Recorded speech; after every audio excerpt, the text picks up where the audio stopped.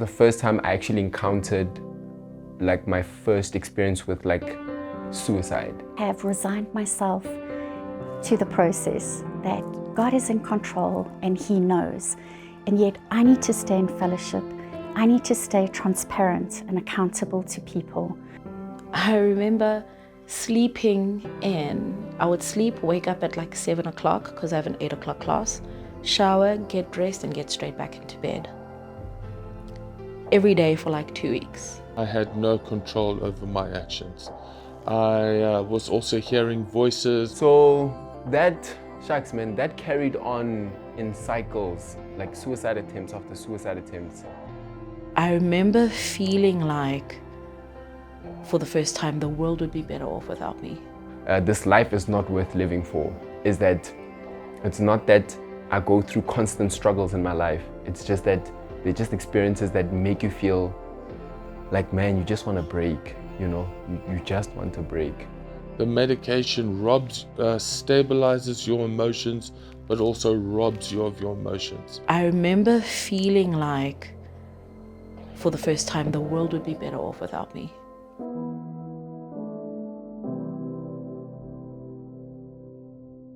I only started being aware of my anxiety 3 years ago. 3 years ago, maybe 2 years ago to be exact. Because I would get an anxiety attack in my sleep.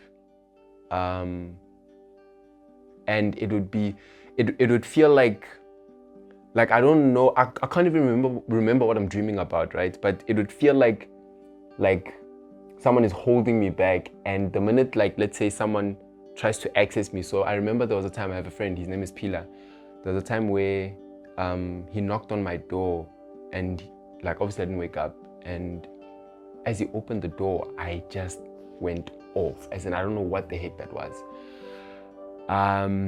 And when that started happening, my anxiety just started to go up, and I mean, I had to see the doctor. They put me on anxiety pills that I had to take for like quite some time. But I think that was when I then realized that, shucks, like I'm not dealing with it I'm not witnessing it anymore. It's now come here now, like as in it's infiltrated its way into my space, and I'm now finding myself having to navigate, you know, I guess moments in my life that could trigger my anxiety, or moments in my life that could trigger the feeling of, man, I don't feel like I want to live anymore. You know what I mean? I was diagnosed with schizophrenia in September 2009, and the psychosis slowly crept up on me, and I got worse and worse. And what that meant, I had no control over my actions. I was also hearing voices, which is synonymous with schizophrenia. And I was admitted to Helen Joseph Hospital at the beginning of September 2009. And I was there for 5 weeks before being transferred to Tara Psychiatric Hospital in Sandton. And I was there at Tara for about 2 months. By all accounts, I should be a lot worse than what I am now. Actually, the psychiatrist said I look normal. Many people have told me if I hadn't have told them that I didn't have schizophrenia, they would never have known. When I came out of hospital, I despaired. This condition, schizophrenia, makes you despair. It makes you despair. I thought my life was over. How was I going to get a job? I'd been prophesied that God's got a wife for me, and how's that going to come to pass? And I was despairing. And for about 2 years after, from 2010 up until about sometime in December 2012, I had no relationship with the Father. I was despairing. despairing. I went to church, but I had no relationship. Schizophrenia affects your faith. It affects your self-confidence. It affects your motivation to do things.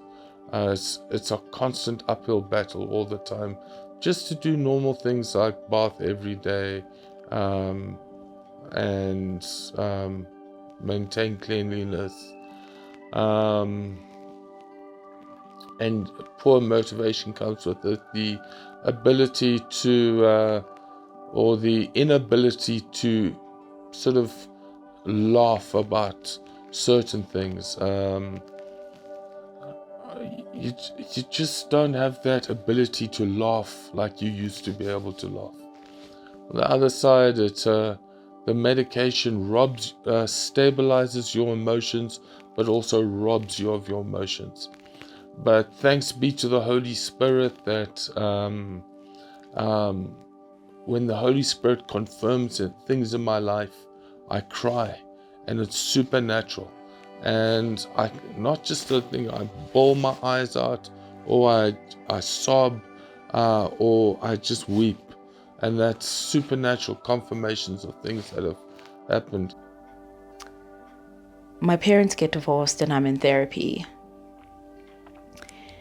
And I'm in therapy because I had an altercation with someone. Someone was trying to mug me, and they weren't able to, so they taunted me. They walked me home the whole way, and I was just crying. And then I go to the therapist, but I still didn't get diagnosed with any kind of mental illness from there. Go to therapy. The only thing that I was kind of like diagnosed was a sex addiction. So that was something that I worked through, and then I get saved in that year and all that. But still, I don't have any idea, that mental health is even a thing. Fast forward again another 2 years, so it's almost like in 2-year cycles. Fast forward 2 years, I'm here in Joburg now, and I start drinking a lot. But I'm saved. I got saved and set free from different bondages. I'm celibate, radically healed from that sex addiction. But I stopped drinking a lot. And I remember my roommate, she was like 17, a cute little 17-year-old. She was just like, "Are you sure you want to drink again today?" And never has anyone questioned how much I drank, because it was never a problem. And I got very defensive about that. But I carry on drinking. I told her, no, it's fine, but I hide it. On top of the drinking, I start eating a lot. And that's where my eating disorder started. Where it came from, why now? It's 2016. My parents are divorced. My mother's business goes under. My father is now completely just cut off, like no medical aid, I had no means of financial support in any way. So it's like, it was growing up to that. So it's not like since it was okay, like it was building up to that. But now in this year, it was really, really bad. To the point where I was surviving on basically just blessings. For me to get antiperspirant deodorant, someone was giving me that. So any money that I did get, I spent on food, just to numb that thing. And also in that year, with the financial turmoil, my parents are divorced but living in the same house. The house gets sold. Turns out my father stole the house in a whole messy situation. Find out that my father tried to kill my mother. Messy situation. And then my eating got even worse. So I developed an eating disorder. I developed binge eating disorder. Still, no mental illness has been confirmed, but I know that I feel like rubbish. I feel like absolute rubbish. God is in control and He knows. And yet I need to stay in fellowship. I need to stay transparent and accountable to people.